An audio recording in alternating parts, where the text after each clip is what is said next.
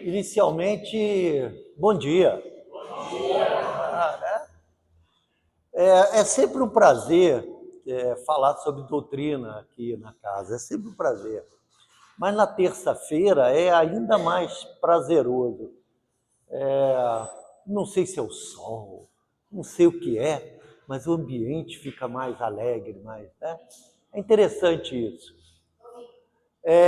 De qualquer forma, hoje não vamos falar diretamente, pelo menos, de capítulos do Evangelho segundo o Espiritismo. Hoje cai a necessidade da lei do trabalho. Por que a gente tem que trabalhar, né? A gente devia já nascer, né, sem trabalho. Mas, para falar dessa lei de trabalho, a gente tem que falar de diversas leis antes. Então, eu vou começar lá no princípiozinho, né? Deus, quando virou e falou assim, eu vou fazer um mané chamado hoje Alexandre, fez lá, né?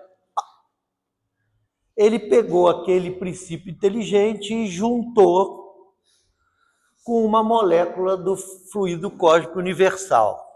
Quando ele fez isso, ele nos permitiu, tem um playground, como o pessoal a gente chama aqui, né? Um playground gigantesco chamado universo. Então, ele nos juntou algo que é um foco de inteligência, que não é matéria, juntou isso com matéria. Então, para ele fazer isso, ele nos colocou no mundo das formas. Ou seja, nós tínhamos que começar a aprender a criar os nossos próprios corpinhos, né? O corpo espiritual. Então, nós passamos por diversas fases, né? Passamos um tempão no mineral, aprendendo a fazer aquelas formas do mineral, triangular, quadrangular, pentagonal e por aí vai, né? Depois passamos para o reino vegetal, aí começamos a sentir, passamos pelo reino animal, começamos a ter primeiras coisas de inteligência, né? E chegamos ao hominal. Mas quando chegamos ao hominal, a gente foi criado simples e ignorante lá no início. E chegamos aqui no hominal com essa falta de conhecimento, né? Nós não éramos com problemas todos lá, estou falando lá do homem da caverna, né? Nós tínhamos uma certa inteligência, ainda não era grande coisa, mas todos éramos sem experiência. E quem não tem experiência faz o quê? Quem não sabe, erra. Qual é o jeito de aprender, né? Parece até, a gente usa isso até hoje, né? Quando você acerta, você muitas vezes não aprende tão aprendido como você erra, né? É isso, a gente pode ver a vida da gente, é simples assim. Você errou, teve uma determinada situação, coisa que você nunca mais esquece. Isso eu nunca mais vou esquecer. Então, Deus nos colocou nessa situação de não sabendo, errando. Como a gente não sabia errar, errando, a gente acabou, ao longo do tempo, estando sobre a lei do progresso. O que é a lei de progresso? A lei de progresso cria a seguinte situação. No princípio, a gente não sabia de nada, ia fazendo as coisas quase que mecanicamente, até chegar no mundo como homem, né? Chegando ao nominal. A lei do progresso cria na gente uma espécie de ânsia. Vamos lá, eu gosto de materializar. Já notamos, todos nós, que cada vez mais a gente nunca está satisfeito com o que está conosco.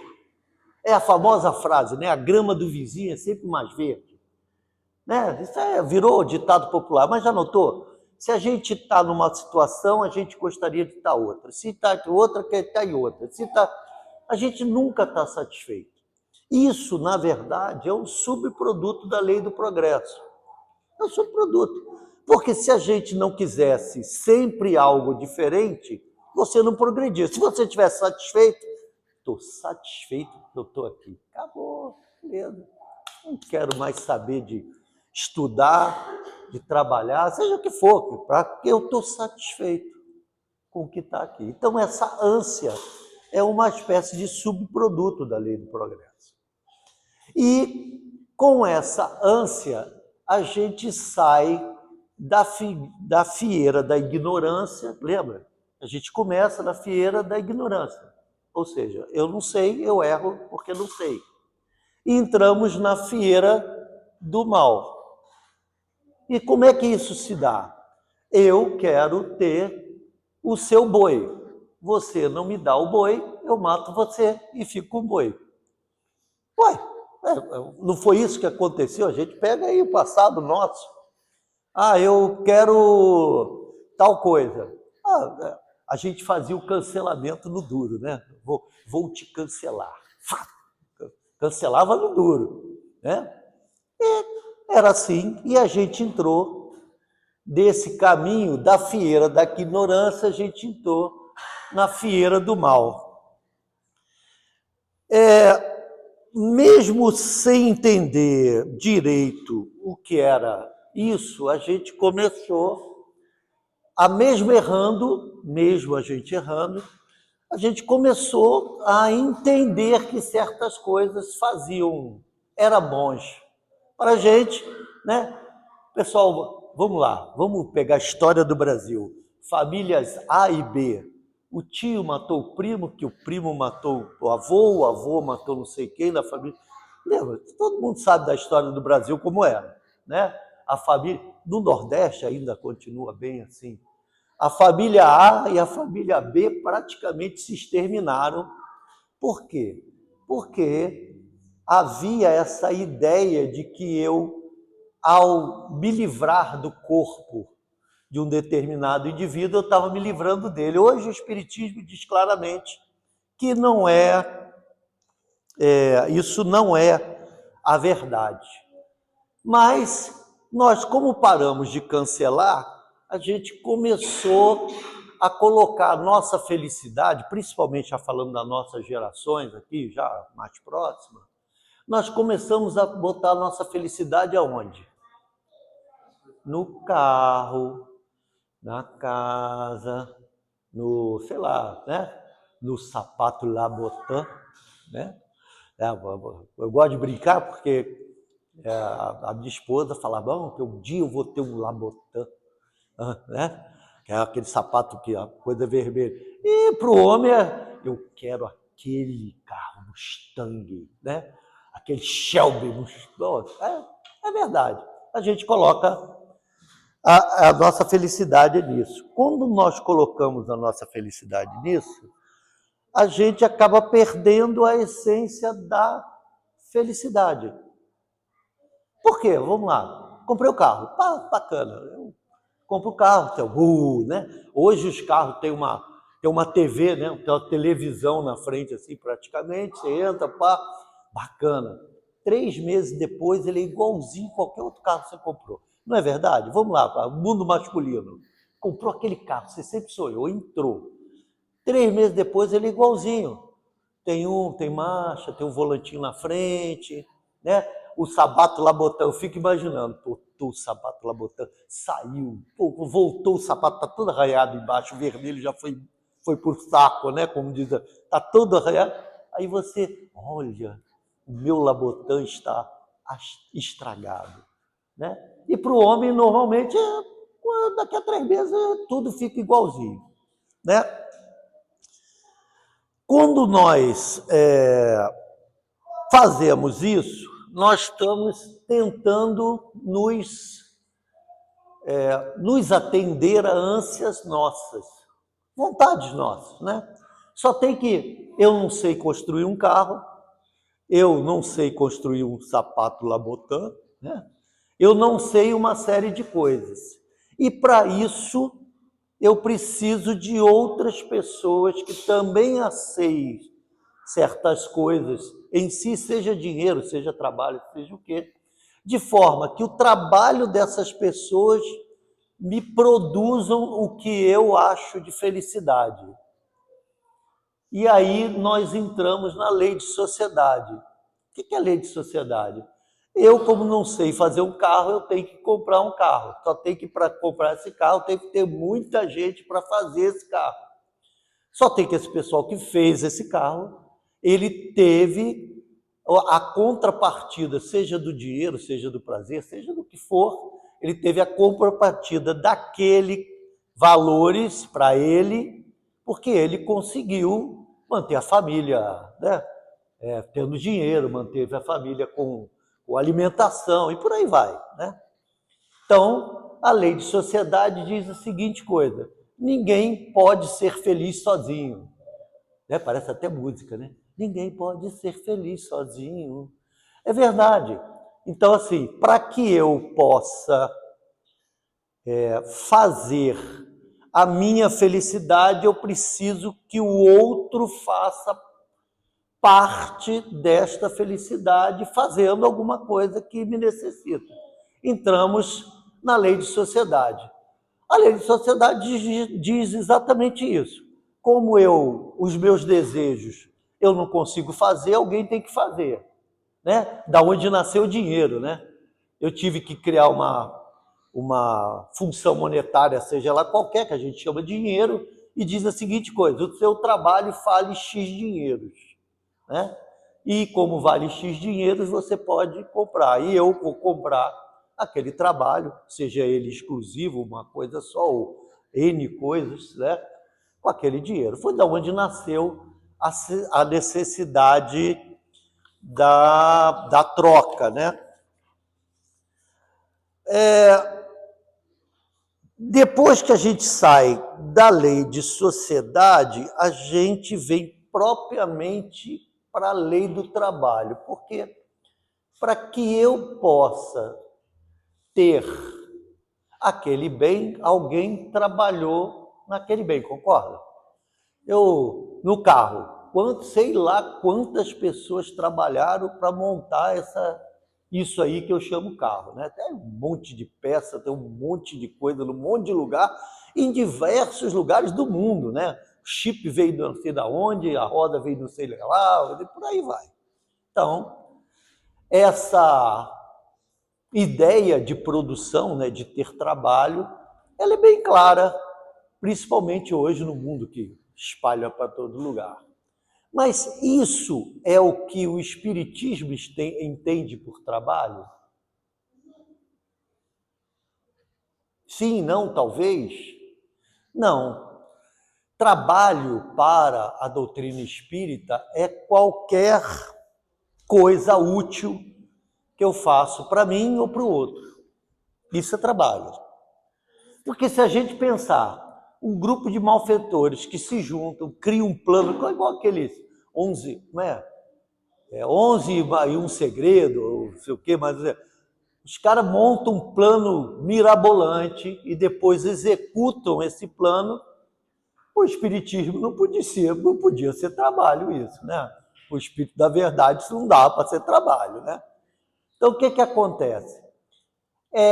A gente raciocina com tarefa, com função, como fosse trabalho.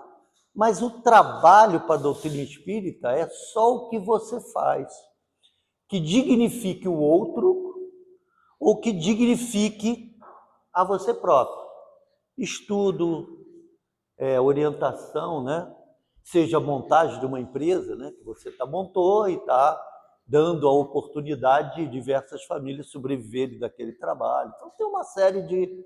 Se a gente for pensar, escrever a novela da Globo não é trabalho, né? Só para que a gente possa...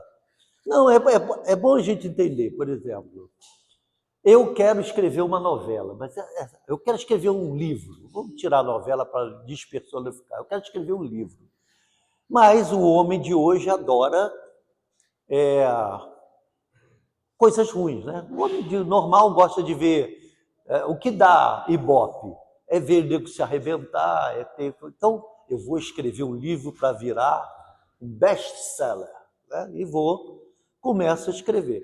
Vocês acreditam que aquele indivíduo está escrevendo ali sozinho ou ele não vai ter diversos amigos, né? Amigos que vão estar do lado dele, ó, bota aí, não, tá pouco sangue, bota um pouco mais, descreve mais essa cena, né?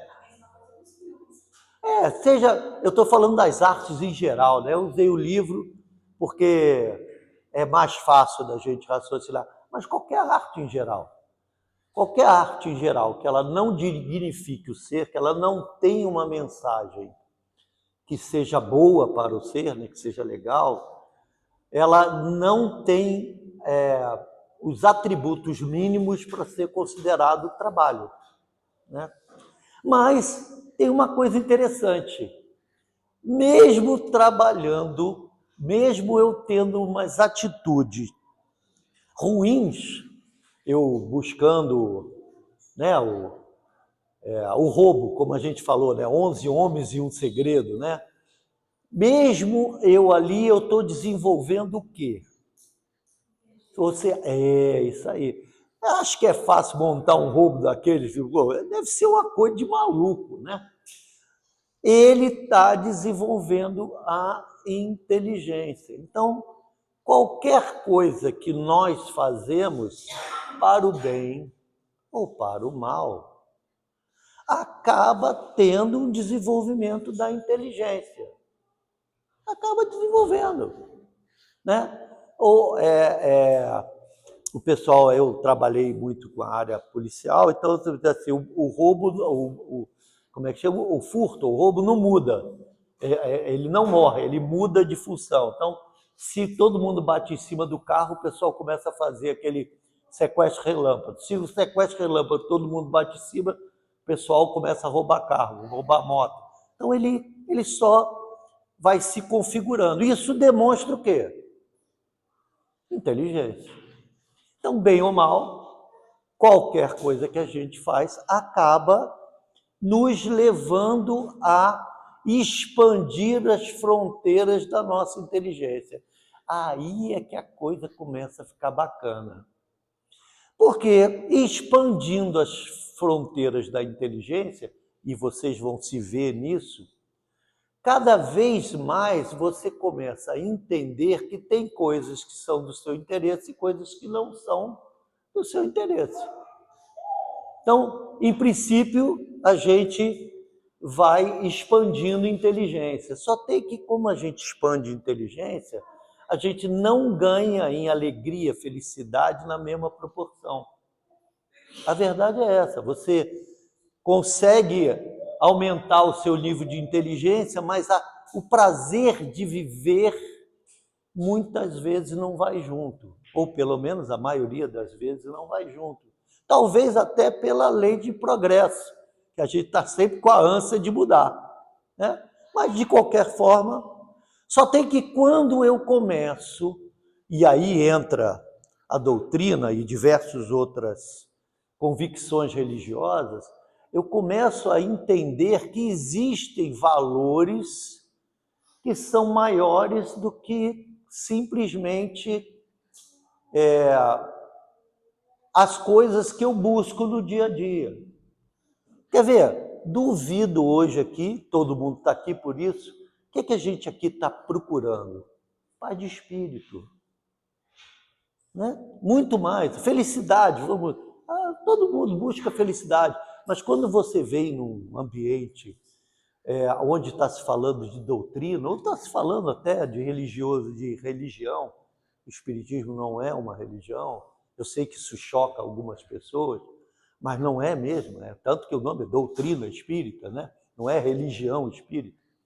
De qualquer forma, a gente tem que começar a entender assim, o que a gente vem buscar aqui é a melhora de si próprio. E por essa melhora, ele é lá, paz de espírito, a gente busca saúde aqui da fluidoterapia, né? Você senta ali e você pede, chega aí, dá uma ajeitada nesse corpinho que já está meio, né? Já está meio lá, meio cá, então dá uma ajeitada, joga aí, dá um tapa para aqui, para lá e dá uma melhorada, né? uma melhorada que esse trem está complicado. É essa busca que nos começa a fazer mudar a curva. Você entende que é preferível você trabalhar num ambiente que te faz bem do que num ambiente que te faz mal. Só tem que esse ambiente, quem faz é você. Essa é a diferença. A doutrina espírita diz isso. Não adianta esperar o outro ser um amorzinho se você não consegue ser um amorzinho. É isso que diz a doutrina espírita. Seja você, ou nas palavras, né? Faça brilhar a sua luz, né? É uma frase bonita. Mas está dizendo isso. Ou você se muda para que, com a tua mudança, o teu entorno mude, ou você se aceita que você não vai querer viver uma vida de tranquilidade. Simples assim. É como casa, quem é casado sabe disso. Eu até brinco muito, eu acho que, pelo menos na visão masculina, é bem essa. Se você está mal no trabalho, mas está bem em casa, está tudo bem. Tá ali, né? Você chega chateado, mas está tudo bem. Se você está bem no trabalho e está mal em casa, está tudo mal. Por quê? Porque é onde você refaz as suas forças, refaz. Então, qual é a vantagem de eu estar no trabalho? Maravilhoso, paga bem, paga não sei o quê, e a minha família está pé da vida comigo. Qual é a vantagem? A gente começa a pensar nisso. Pô, mas qual é a vantagem que eu tenho nisso? O que eu estou levando disso? O que isso está me trazendo? E você começa a mudar essa curva, entendendo que a sua felicidade só pode ser possível se as pessoas à sua volta estiverem felizes.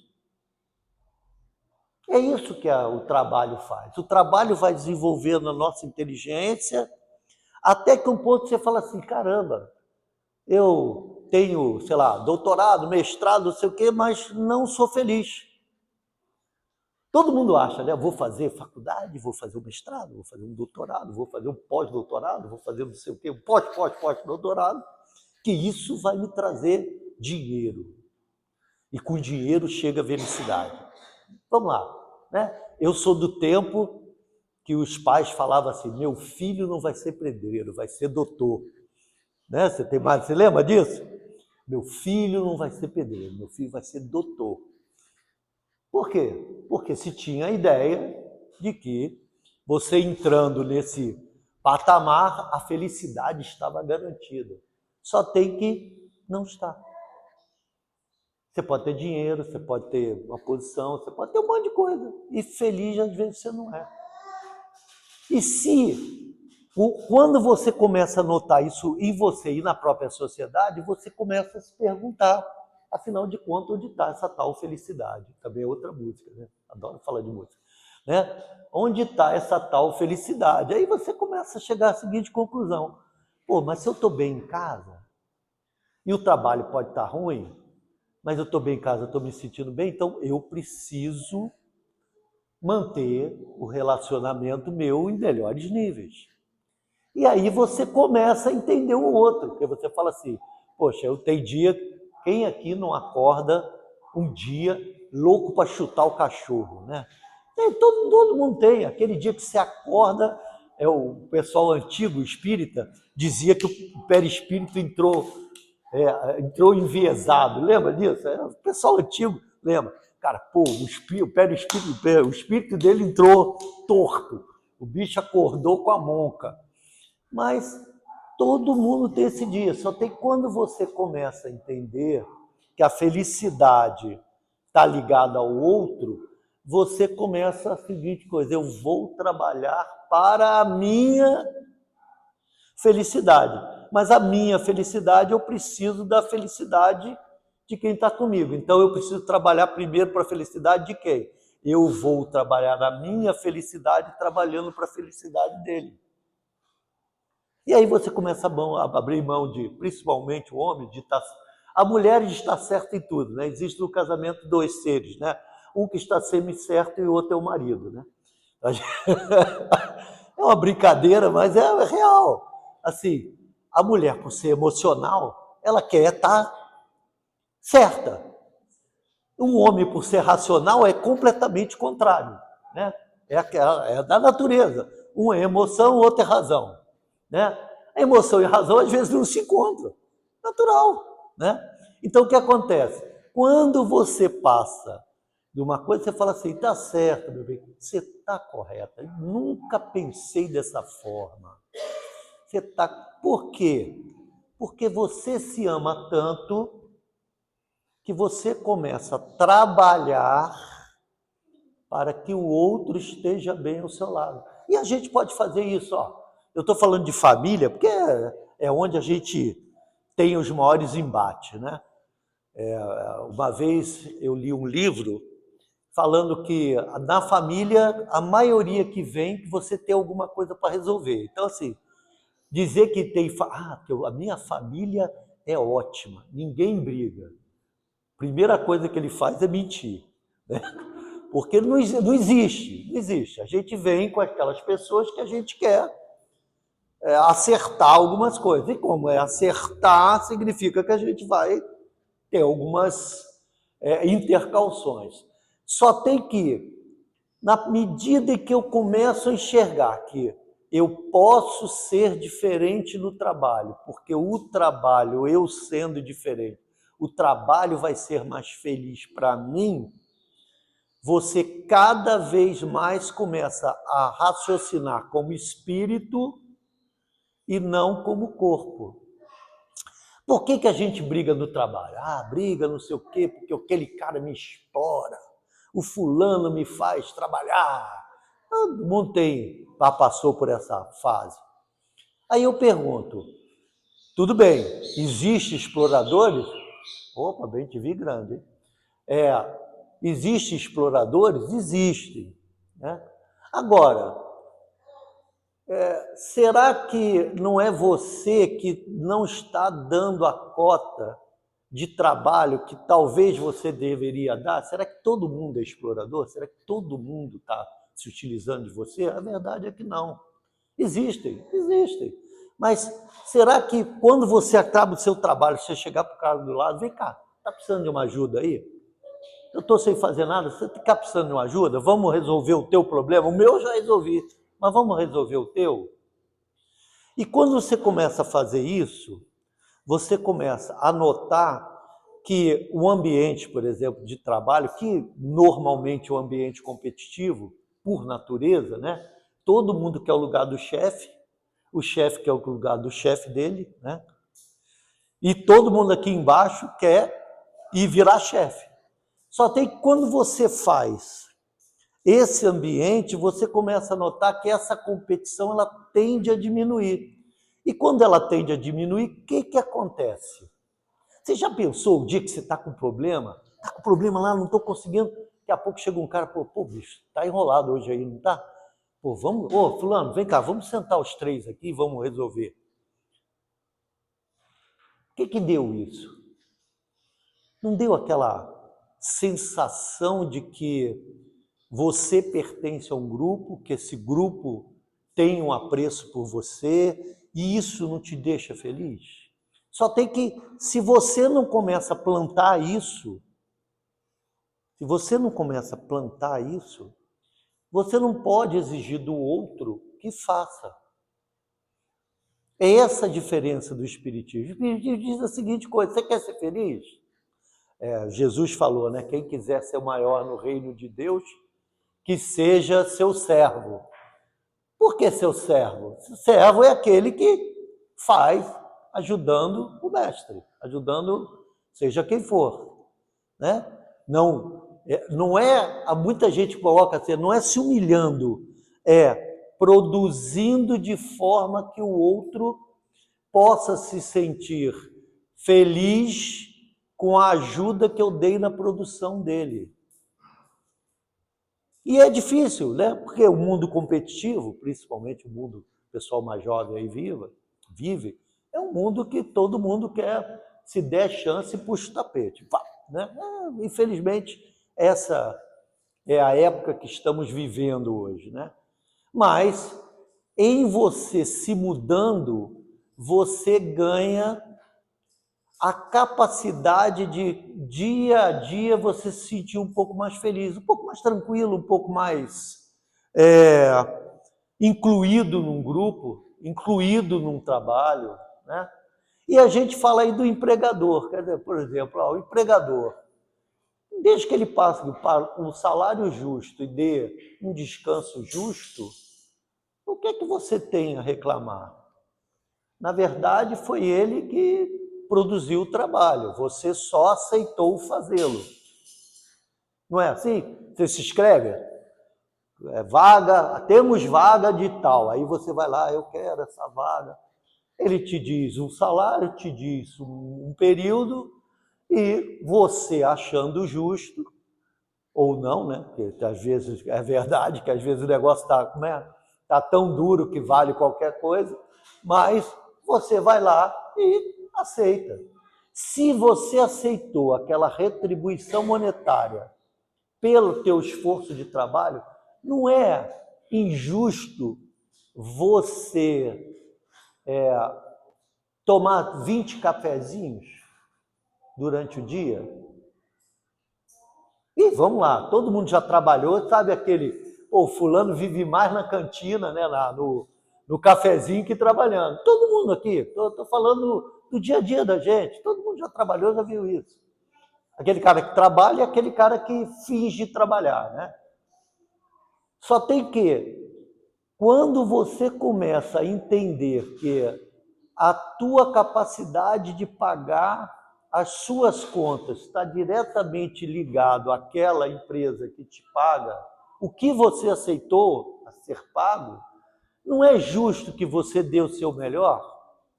Como é justo e é necessário que o empregador pague um salário justo e pague e tenha descanso justo?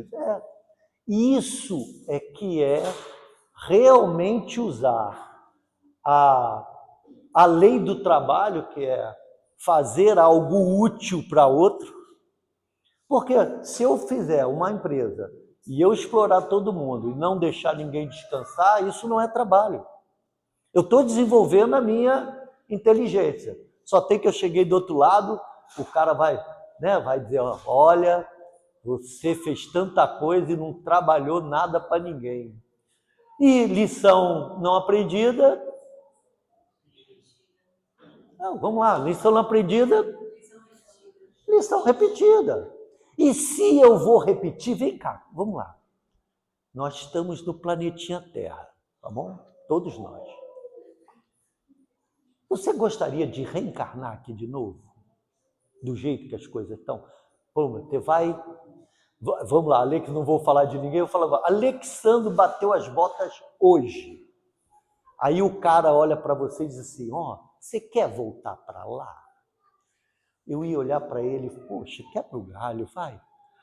Me bota daqui mais um tempo, me dá um tempinho. Enquanto nós estivermos em planetas que são de provas e expiações, é do nosso interesse mudar. Você acha que Deus tem pressa? Vamos lá. Deus, vamos botar Deus agora. Deus. Ninguém sabe definir direito, mas uma coisa que ele tem que ser é onipresente e onisciente. Se ele é onisciente, ele é ciente do futuro, do presente e do passado. Então, ele, na verdade, para ele tudo é presente. Concorda? Se ele conhece o futuro, o presente e o passado, para ele tudo é presente. Se ele não é imortal, ele é eterno, ele começou e não tem fim, para ele qualquer tempo é tempo. Uma eternidade é um pedacinho de nada dele, do tempo dele. O que temos, é nós que temos que sair dessa roda viva chamada planeta de provas e expiações, ou tem dúvida disso? Quer voltar de novo para apanhar aqui de novo? É como diz, a gente é masoquista, né? Vamos parar, pensar friamente, né? Não é masoquismo a gente voltar para cá para apanhar de novo? É uma realidade. Mas para isso eu tenho que evoluir quanto espírito. E como é que eu faço a evolução quanto espírito? Eu cada vez mais entendo que é do meu interesse fazer quem está à minha volta feliz, às vezes mesmo em detrimento de uma felicidade do Alexandro. Esse aqui, ó. Esse corpinho aqui, esse corpinho, espero que não muito próximo, mas qualquer dia desse ele vai para debaixo da terra. Pô, ponto, né? Não conheço ninguém que ficou para semente, né? A gente não conhece. Então, vai para debaixo da terra. Só tem que eu, espírito imortal, vou continuar para frente. Então, se eu vou continuar para frente, o que é que eu tenho que querer? Eu quero que eu, da próxima vez, venha num lugarzinho melhor, um pouquinho melhor, com uma situação melhor, com menos problemas. Não é isso que a gente quer? Mas para isso eu tenho que trabalhar hoje. É essa a diferença. O Espiritismo ele diz a seguinte coisa: eu te dou as armas para você trabalhar. Ele já deu para a gente. É simples. Lei de atração fluídica. O que eu penso, eu sou. O que eu faço constantemente, eu sou. O que eu sinto constantemente, eu sou. Eu gravito naturalmente para onde eu estou. Se eu só penso mal, sinto mal e faço, mesmo que hoje a gente não faz aquele mal, né? O mal, ou eu me sinto mal, eu pergunto para vocês, para onde você acha que você foi? O pessoal fala, né? Ah, quando eu morrer eu vou para o umbral, né? A gente fala muito disso. Ou eu vou para o nosso lar, que é o céu do espírito, não, o nosso lar. Eu vou para...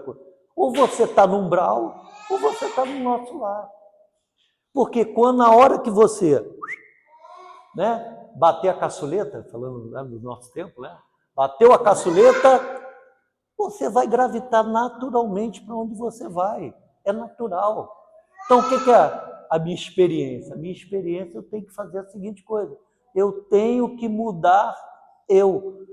E como é que eu mudo eu? Eu vou mudar eu mudando primeiro os meus pensamentos. Os meus pensamentos criam sentimentos. Mudando pensamentos e sentimentos, eu procuro mudar meus atos. Mudando pensamentos, sentimentos e atos, eu não sou mais o mesmo.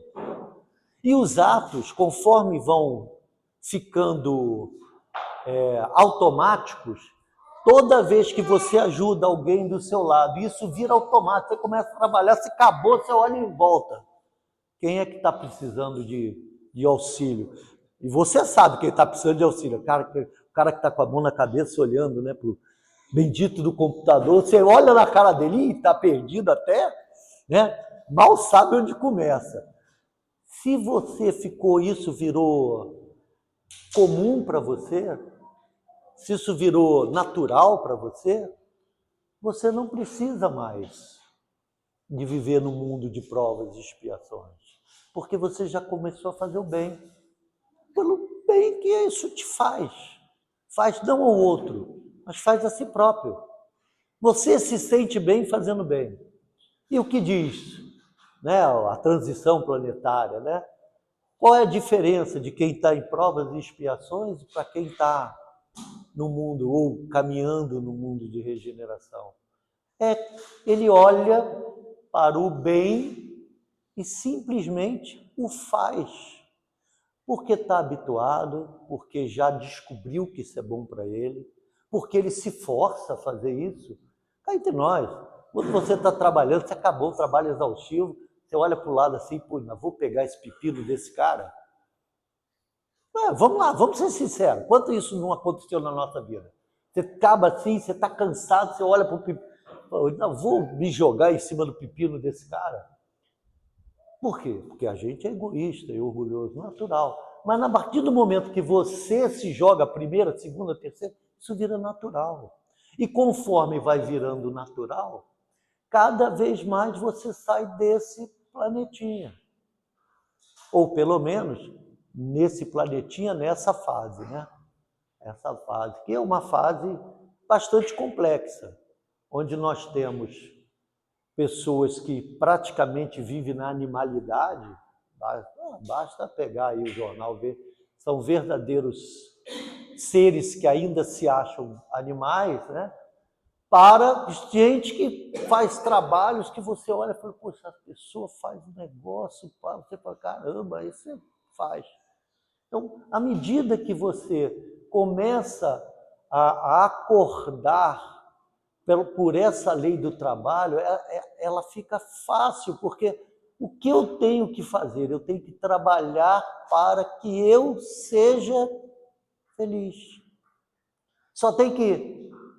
Eu só sou feliz se quem está do meu lado está feliz, ou você acha que você consegue ser feliz com todo mundo emburrado do teu lado. Já viu? Casamento, né? Você fez uma coisa, qualquer coisa, ficou emburrada.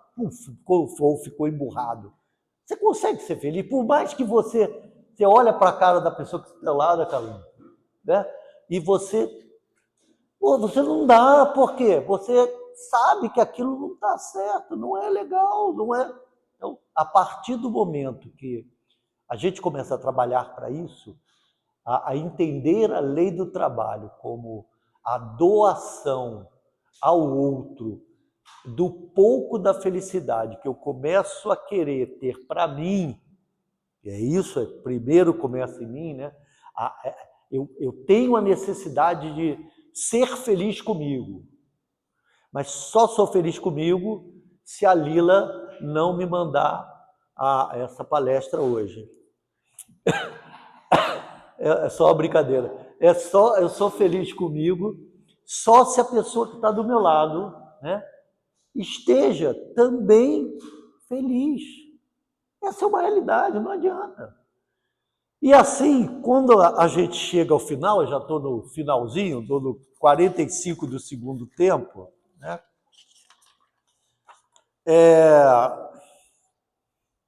A gente tem que começar a entender uma coisa, que eu já falei lá atrás, mas vou fechar com isso. A nossa existência aqui é de curta duração. A partir do momento que você começa a se ver espírito imortal, vamos lá, vou dar muito para mim, 90 anos, tá? Noventinha, né? Noventinha. O que é 90 anos frente à imortalidade? Só tem que eu só evoluo nesses 90 anos. Entendeu? Essa que é a chave do negócio. Eu posso passar 400 anos do lado de lá, mas se eu não voltar para cá e colocar em prática tudo que eu aprendi lá, ou pelo menos a maior parte, porque tudo é difícil, do que eu aprendi lá, eu não melhorei, eu não tive evolução. Então, é nesses 90 aninhos que eu tenho todas as oportunidades de realmente entender a lei do trabalho. Essa é a realidade. Então, eu tenho que trabalhar nesse tempinho, que é nada em frente à eternidade, mas ele é tremendamente importante para a gente encarnado hoje. Tá? E pela atenção, obrigado.